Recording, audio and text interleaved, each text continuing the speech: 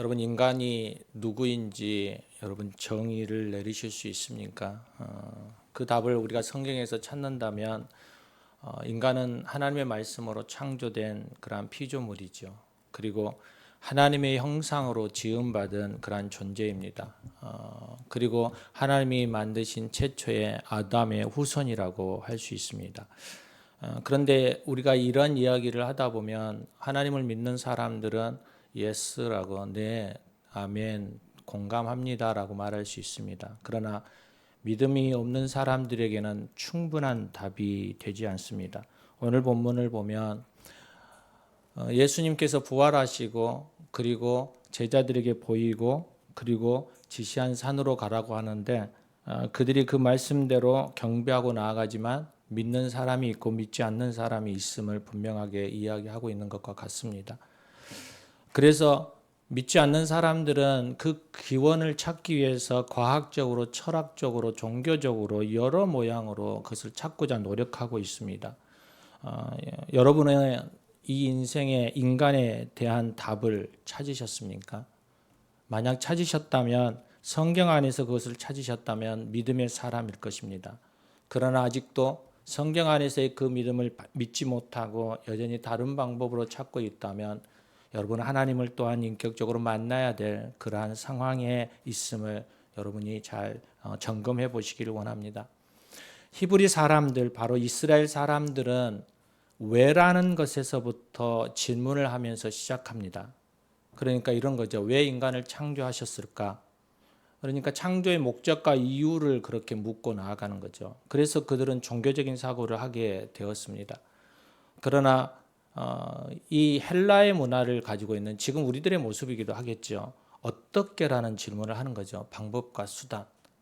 그러다 보니까 어떻게 돼요? 헬라 시대에는 철학과 과학이 발달할 수밖에 없습니다. 지금의 우리가 과학과 이성과 논리적이 아니면 요즘 젊은이들이 믿지 않는 것과 같은 그러한 현상들이 일어나고 있는 것이죠. 그런데 우리가 성경을 보면 전능자 하나님께서 400년 이상 침묵하셨던 때가 나옵니다. 그때가 언제냐면 우리가 지금 마태복음 바로 앞에 구약이 끝난 말라기에서부터 신약의 시작이 마태복음이 시작한 때입니다.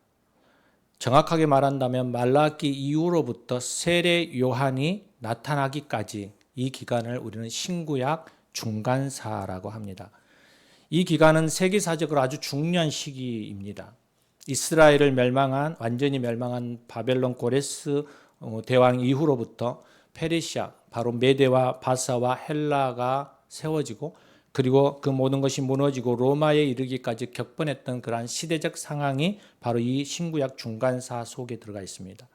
그런데 세계적으로 왜 이때가 중요하냐면 역사적으로 걸출한 인물들이 이때 다 나오게 됩니다. 이유를 알 수가 없지만 하나님이 침묵하는 그때에 우리는 이 시대 지금도 이끌어가는 유명한 철학자들, 사상자들, 정치가들이 대부분 이 기간 안에 나온 사람들의 이론과 그들의 사상을 가지고 지금도 나아가고 있습니다. 우리가 잘 알고 있는 불교의 석가모니도 기원전 500년 시대에 태어난 인물입니다. 이 중간사 시대 때에 태어났습니다. 중국의 최초의 민간 사상가인 공자도 바로 기원전 500년 시대 478년까지 기우는 사람이었습니다. 유교의 근간을 이루는 맹자도 바로 300년 시대 기원전 372년에서 289년에 살았던 사람입니다. 여러분 서양으로 넘어가면 철학가 소크라테스는 너 자신을 알라라고 말했던 이분은 470년에서 390년 바로 400년대 기원전 400년대의 시대의 사람입니다.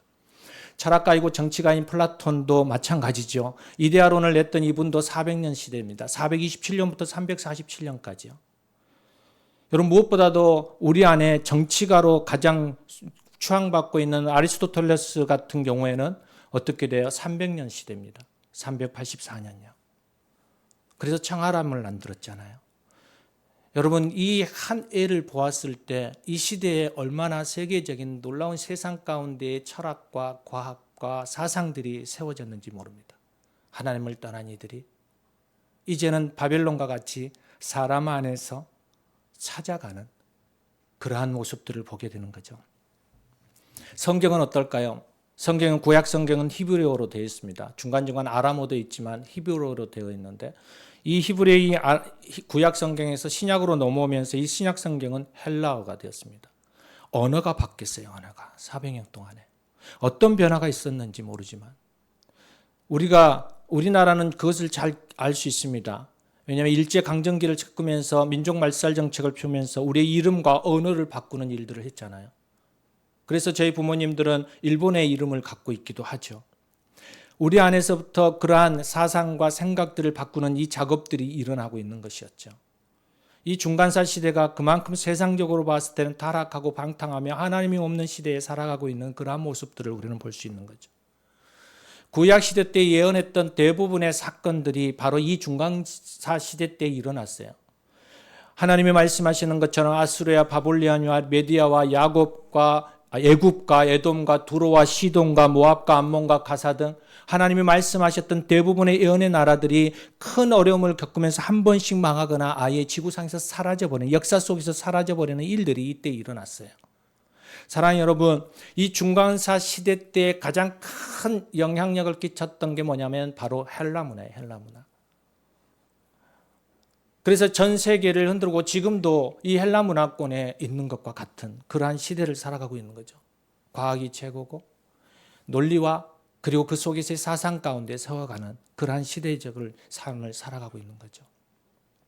대표적인 게 사도행전 16장에 나와요. 바울이 2차 세계대전을 2차 전도 여행을 떠나면서 이 아시아로 계속적으로 하나님의 부르심 가운데 아시아로 전도를 나가려고 했는데 우리가 잘 알고 싶듯이 바울이 환상 중에 마게도냐 한 여인이 우리를 좀 도와달라고 해서 바울이 갑자기 아시아로 가던 길을 틀어서 유럽으로 가게 되거든요.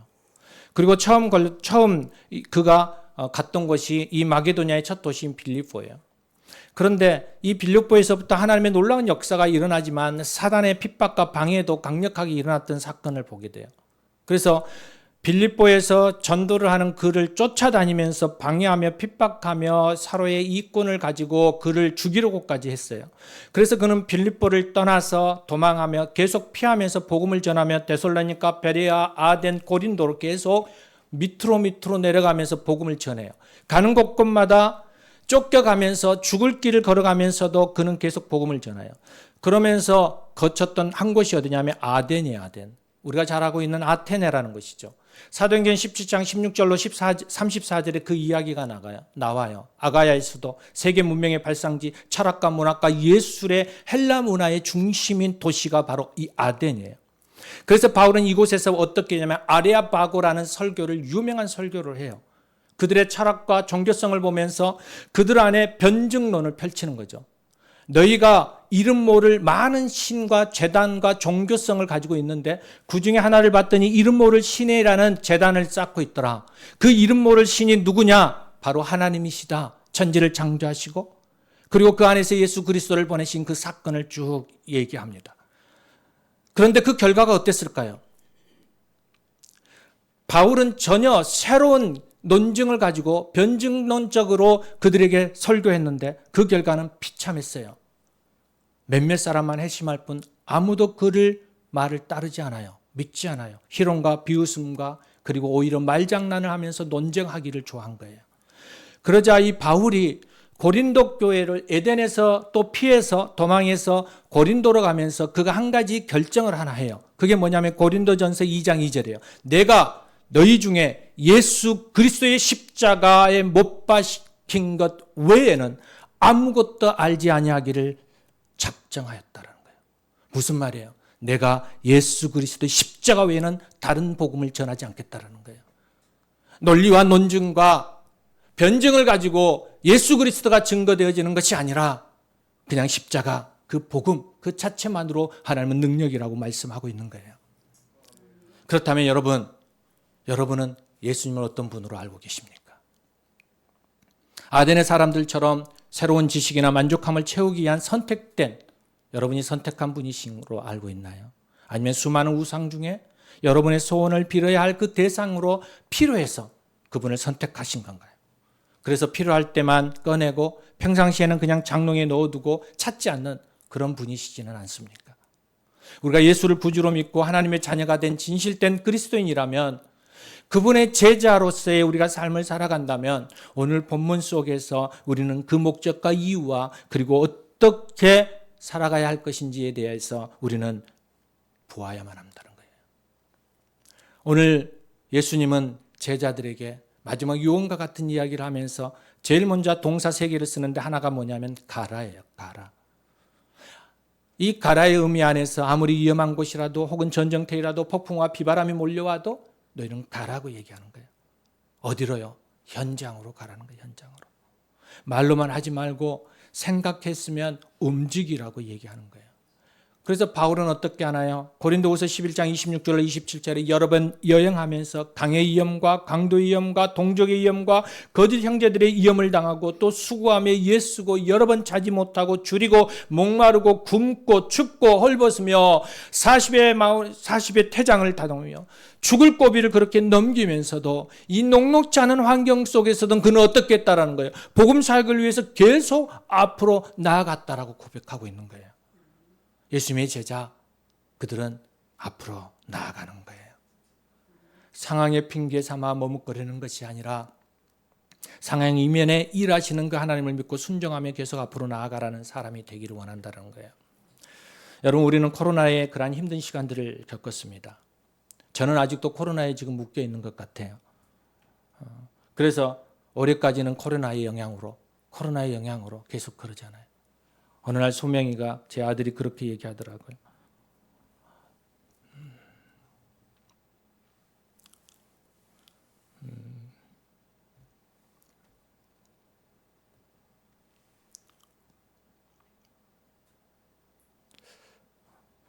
제가 상황에 묶여 있는 거죠. 그래서 그 속에서 벗어나지 않으면 아무것도 할 수 없다는 거예요. 하나님의 은혜와 역사하심을 바라고는 있지만 아무것도 안 하고 있으면 아빠 어떻게 하나님의 역사하셔? 하나님은 사람을 통해 일하시는 분인데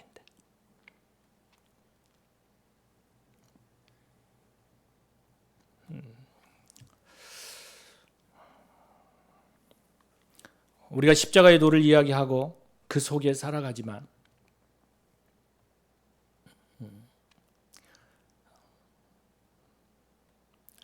그 상황이 묶여버리는 저의 모습을 보는 거예요.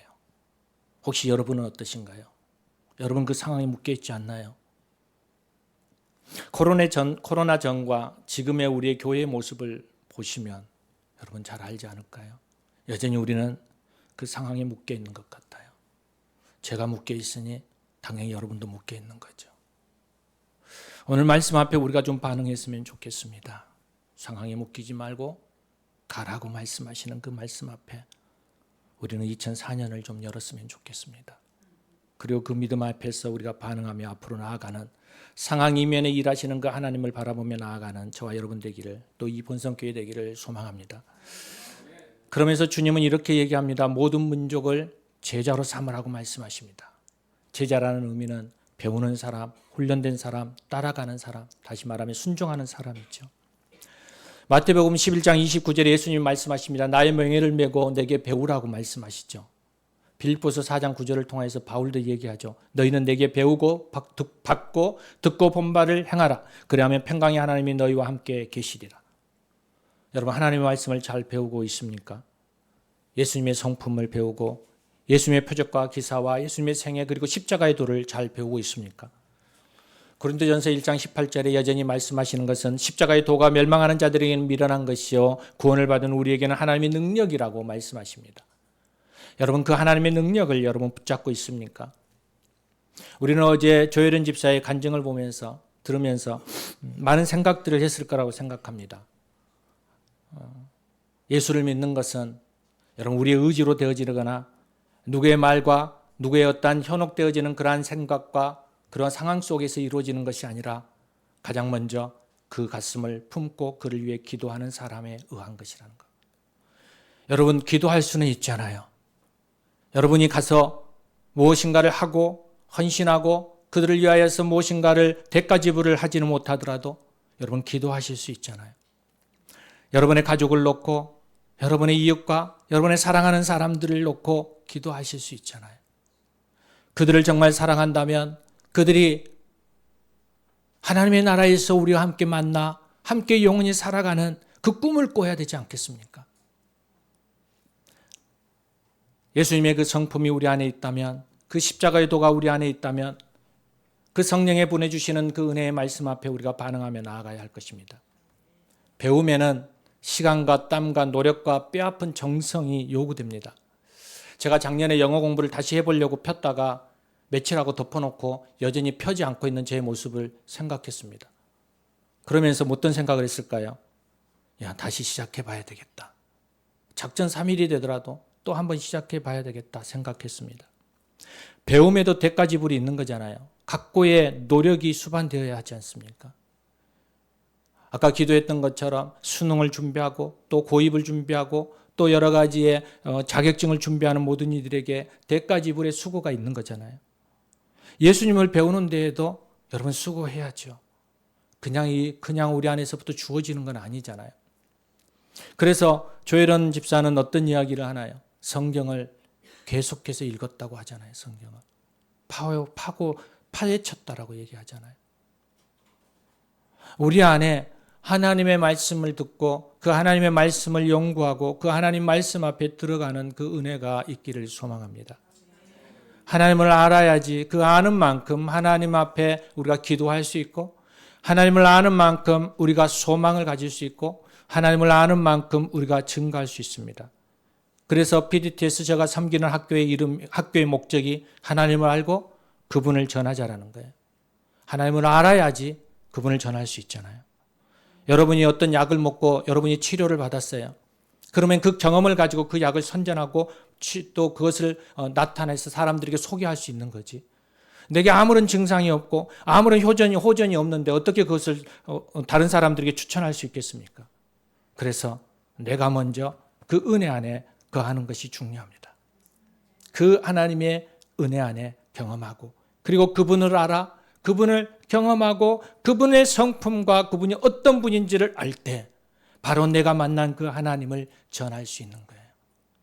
그래서 만약 여러분이 다른 사람 앞에 가서 복음을 전하기가 힘들다면 여러분 기도 제목을 이렇게 하는 거예요. 하나님, 당신을 알기를 원합니다. 하나님, 당신을 경험하기를 원합니다. 내가 경험한 하나님을 다른 사람에게 말할 수 있도록 하나님, 내가 당신을 더 깊이 알아가기를 원합니다라고 여러분 기도하셔야만 합니다. 그럴 때 우리는 제자로서의 훈련된 자로 나아갈 수 있습니다. 하나님을 만나야지 하나님 앞에 봉사하고 헌신하며 그 안에서의 대가지불을 할 수 있지 않겠습니까? 제자라는 말은 disciple이잖아요. 그런데 이 훈련이라는 말은 discipline입니다.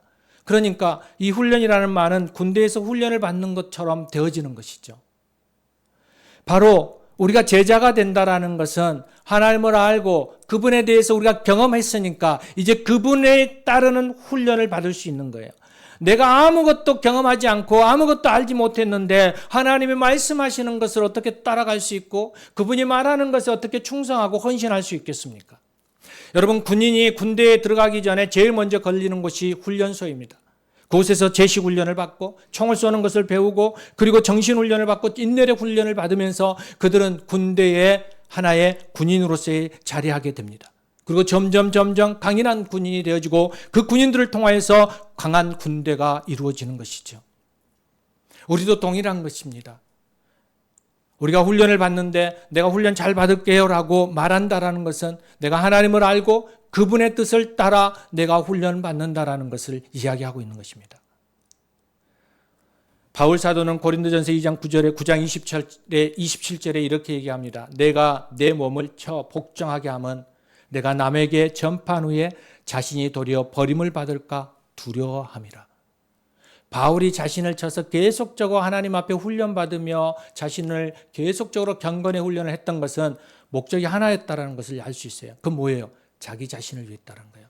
내가 하나님께로부터 떠날까 봐서, 하나님으로부터 내가 버림받을까 봐서, 하나님을 내가 모른다 할 것 같아서, 오늘 교회 학교에서 너희가 에베소의 교회를 향하여서 처음 그 행위를 잊어버리고 버린 것 같이 되지 않기 위해서 그는 자신을 쳐서 하나님 앞에 복종했다라고 얘기하고 있는 거예요. 이게 경건의 훈련이에요. 어거스틴이 어느 날 기도를 매일같이 정기적으로 하는데 그 제자들이 몰래 스승을 따라갑니다. 도대체 이 스승은 무슨 기도를 저렇게 하시는가 따라갔어요. 그리고 그 내용을 들어보니 이런 거예요. 내가 하나님 앞에서 얼마나 죄인인지를 절실하게 깨닫게 해달라고 기도하는 거예요. 이 제자들은 너무 어이가 없는 거예요. 만약 스승이 죄인이면 우리는 뭐야 하라는 거죠. 그래서 스승에게 물어본 거죠. 선생님이 죄인이라면 우리는 어떻게 됩니까? 그러자 어거스틴이 이렇게 얘기해요. 교만하지 않기 위해서 내가 얼마나 큰 죄인인지를 계속적으로 지속적으로 알아야 하기 때문에 기도하고 있더라고. 하나님 앞에 내가 얼마나 큰 죄인인지를 알 때 내가 교만하지 않고 더욱 하나님 앞에 겸손히 엎드릴 수 있기 때문이라고 얘기해요. 여러분, 이게 경건의 훈련이지 않겠습니까? 저는 이 이야기를 들으면서 바울이 내가 죄인 중에 괴수라는 그 말을 이해할 수 있었어요. 그전에는 잘 이해를 못했거든요. 왜 죄인 중에 괴수라고 자꾸만 저러는 건지. 그런데 그 말이 이 말이었어요. 하나님 앞에 내가 죄인임을 뼈저리게 알고 또 알아갈 때 내가 하나님 앞에 더 엎드리고 더 복종하며 하나님 앞에 더 나아갈 수 있다는 것을, 더 낮아질 수 있다는 것을. 이게 경건의 비밀이며 영성 훈련이에요. 여러분은 여러분의 삶을 돌아보면서 하나님 앞에 내가 죄인임을 고백하십니까? 얼마나 내가 죄인이라고 생각하십니까? 그렇다면 하나님 앞에 다시금 무릎으로 하나님 앞에 죄인임을 고백하며 매 순간순간 나아가기를 주의 이름으로 부탁드립니다. 그러할 때 마지막 이 제자 안에서 순종하는 삶이 나올 수 있는 거예요. 하나님 앞에 내가 죄인이고 그 하나님의 십자가가 그 은혜가 너무나도 크기 때문에 그 하나님의 그 사랑 앞에 내가 그분의 말씀을 순종하며 나아갈 수 있는 것이죠. 여러분, 받은 은혜가 없는데 누가 그것에 순종하며 가겠어요? 나는 그분에게 아무런 도움을 받지 않았는데 누가 그분을 따라가겠어요? 여러분, 누군가로부터 아무런 도움을 받지 않았는데 그분의 부탁을 누가 선뜻 들어주시겠어요? 우리가 하나님의 그 사랑을 경험하고 그 사랑을 느끼고 처절하게 우리 안에서부터 그 십자가의 사랑이 밀려 들어올 때 우리는 그 하나님 앞에 말씀 앞에 순종하며 나아갈 수 있는 것이죠. 바로 이 믿음이 우리 안에 필요한 것입니다. 사랑하는 여러분, 욥이라는 사람이 어떤 사람이었습니까? 그는 당대의 의인이라고 얘기하거든요. 그 자가 부자였기 때문에 의인인 게 아니라, 그가 자녀를 10명의 7남 3녀를 낳았기 때문에 의인인 게 아니라, 그의 삶의 행실이 올바르기 때문에 의인인 게 아니라 하나님을 경외하고 두려워할 줄 알았기 때문에 의인이라고 얘기한 거예요. 여러분, 이것은 놀라운 거예요. 자기의 행위와 자기의 삶의 부분을 돌아보면서 내가 의인이구나라고 생각한 게 아니라 하나님 앞에 섰을 때 내가 의인이라고 고백되어 줄 수 있는 거예요. 차이가 뭔 줄 아십니까? 욥기 1장 9절에 사단이 여호와께 왔어요. 하나님께서 천상회의를 열죠. 그래서 모든 이들이 하나님 앞에 다 왔어요. 그러자 하나님께서 욥을 자랑하잖아요. 야, 너희들 하나님을 경외하고 악에서 떠난 사람 봤어? 욥이잖아. 그러자 사단이 뭐라고 하나요? 에이, 까닭없이 하나님을 경외하겠습니까? 하나님 손을 쳐서 욥을 한번 모든 재산과 그의 자녀와 그의 삶을 송두리째 한번 쳐보십시오. 그러면 하루도 못 가서 하나님을 원망할걸요? 그저 하나님께서 그래 한번 해봐라 라고 했어요. 왜요? 하나님은 욥을 신뢰했으니까요. 그래서 사단은 재산을 박살내고 짐승들과 종들과 그의 자식까지 다 죽였잖아요. 더군다나 욥의 몸인 그 가죽과 피부와 뼈와 살을 다 쳤어요. 그런데도 욥은 2장 10절에 이렇게 해요. 우리가 하나님께 복을 받았은즉 화도 받지 않겠느냐. 여러분, 이 고백이 우리의 삶의 영역 속에서 나오는 고백이면 절대로 이 고백이 나올 수 없어요. 욥은 누구를 본 거예요? 하나님을 바라보았기 때문에요. 그의 삶을 바라본 게 아니고 그의 재산을 바라본 게 아니고 그의 자녀들을 바라보면서 살아간 게 아니라 그는 하나님만을 바라보았기 때문에 이 고백이 나올 수 있는 거예요. 그리고 순종으로 나아갈 수 있었던 거죠. 그만 그랬을까요? 다니엘이 사자굴에 떨어질 때에도, 사드락 메삭 아벳느고가 풀무불에 들어갈 때에도 그들의 안에 여전히 하나님을 신뢰할 수 있는 그 믿음 안에서 섰기 때문에 그렇죠. 여러분, 믿음이 뭐냐고 묻는다면 저는 이렇게 얘기합니다. 100%의 신뢰와 순종이라고. 하나님을 믿는 거예요. 내가 고통 가운데 서 있을 때라도, 내가 구렁텅이 속에 빠져 있을지라도 하나님은 나를 건져 선하게 인도하실 거라는 그 믿음, 그 신뢰.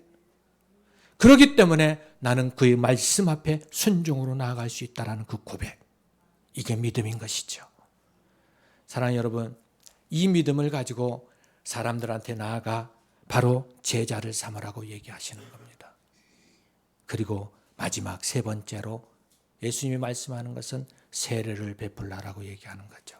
이 세례는 잠그다 씻다라는 거예요.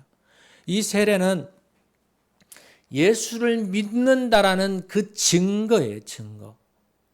우리 안에 내적으로 내가 예수를 믿어 구원을 받았다면 이 세례를 통하여서 내가 그걸 외적으로 드러내는 것이죠.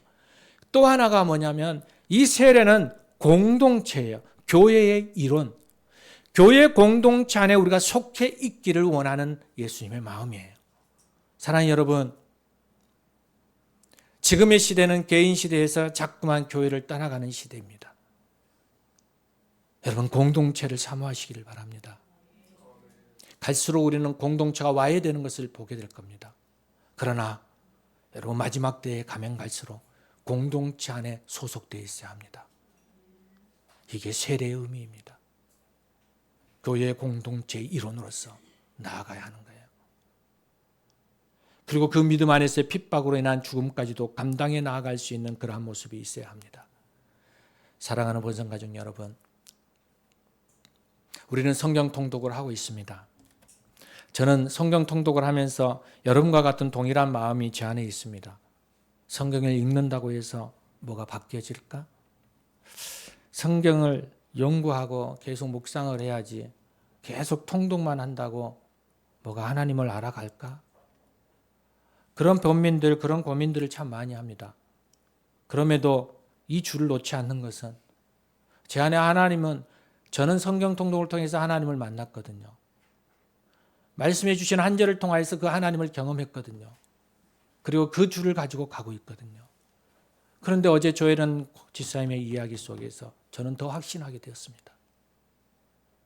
그냥 의미 없이 읽어가더라도, 여러분 의미 없이 듣더라도 성령이 그 안에서 역사하시면 우리의 인생 전체를 바꿀 수 있다는 거예요. 그래서 여러분 그 줄을 놓지 않기를 바랍니다. 할 수만 있다면 소리내서 읽어보고, 눈이 보여서 잘 안 보이면 듣기라도 하고, 그 안에서 하나님 앞에 기도하며, 하나님 말씀 속에서 내가 잡아야 할 그 아버지의 말씀을 내게 주세요. 오늘 말씀 속에서 하나님 내가 살아갈 수 있는 그 말씀 한 단어라도 내가 찾게 해주세요. 그래서 그 말씀 한 단어를 가지고라도 내가 오늘 하루 승리할 수 있게 해주세요 라고 고백하면서 읽는 거죠. 또 듣는 거죠. 그럴 때 우리 안에 그 하나님의 은혜가 있을 거라고 믿습니다. 여러분은 왜 예수님을 믿어 그리스도인이 되었는지 여러분 말할 수 있습니까? 여러분 안에 있는 이 믿음을 다른 사람들에게 분명하게 나타내 보여줄 수 있습니까?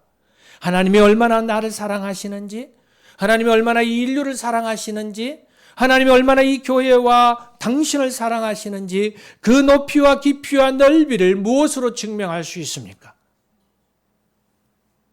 오늘 이 말씀 속에서 우리가 다시 한번 그것을 점검해 보기를 원합니다.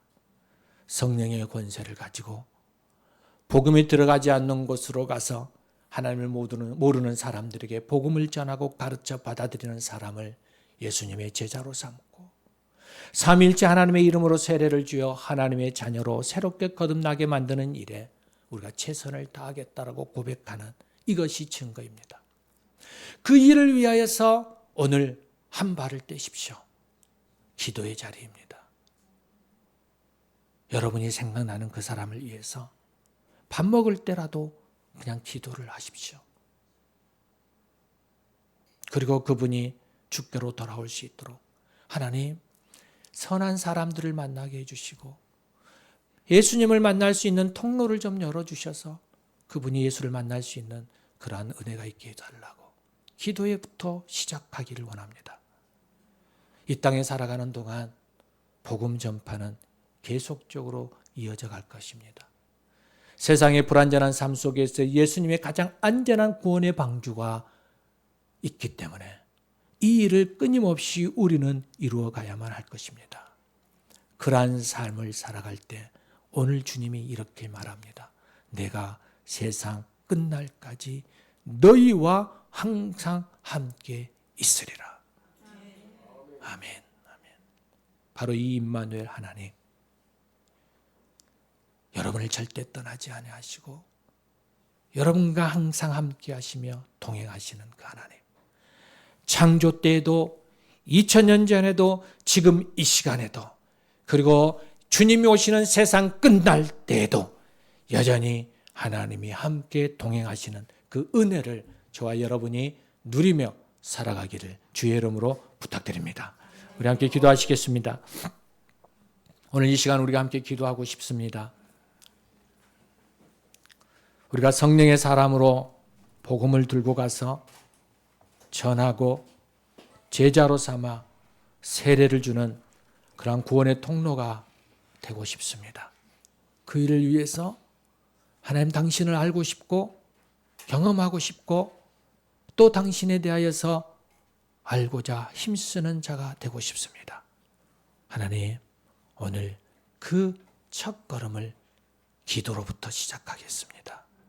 주님, 복음을 들어야 할 그 영혼을 향하여서 이제 내가 기도의 자리로 나아가겠습니다. 오늘 이 마음을 가지고 여러분께서 떠오르는 분을 위해서 기도하시고 또 하나님을 더 알고 더 많이 경험할 수 있게 해달라고 이 시간 일이 간절히 함께 주님 앞에 기도하며 나아가겠습니다. 함께 다 같이 기도하시겠습니다. 주님,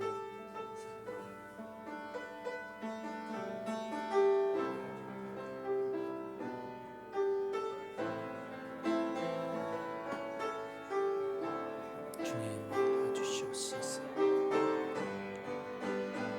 아버지, 이 시간에 함께 하소서.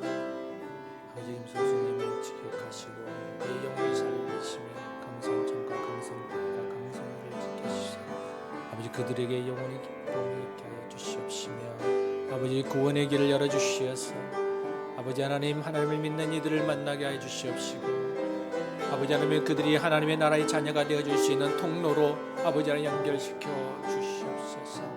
주님, 오늘도 주님 앞에 간절히 기도하며 나아갑니다. 하나님, 주님을 알게 하시고 주님을 경험하게 하시고 주님 앞에 가까이 나아가며 의심을 드러낼 수 있는 은혜를 부어주시옵소서. 좋으신 주님 감사합니다. 우리 안에 구령의 열정을 허락하여 주시고 복음의 빚진 자의 삶을 살아갈 수 있는 은혜를 주시옵소서. 내가 세상 끝날까지 너희와 함께하리라는 그 말씀을 부여잡고 하나님 그 주님을 경험하고 그 하나님의 성품을 알아가며 그 하나님께서 일하시는 것을 내가 아버지 하나님 내 안에서부터 경험되어지는 것을 아버지 하나님 드러낼 수 있는 전할 수 있는 그러한 믿음의 삶이 있게 해주시옵소서. 하나님, 오늘 우리가 작정하며 죽어가는 영혼들을 위하여 기도하며 나아가기로 마음먹습니다. 사랑하는 자녀들, 또 배우자들, 또 친지들, 또 부모님들, 하나님 내 사랑하는 이웃들, 그들을 가슴에 품고 하나님 기도하게 하시고 그들이 가는 곳마다 예수를 믿는 이들을 붙여주시고 교회의 선한 길로 인도하여 주시어서 하나님 그들이 예수를 알아가고 발견할 수 있는 그러한 통로가 되게 해 주시옵소서. 오늘도 우리 가운데 계신 그 하나님을 찬양하며 우리 주 예수 그리스도 이름으로 기도드립니다. 아멘. 아멘.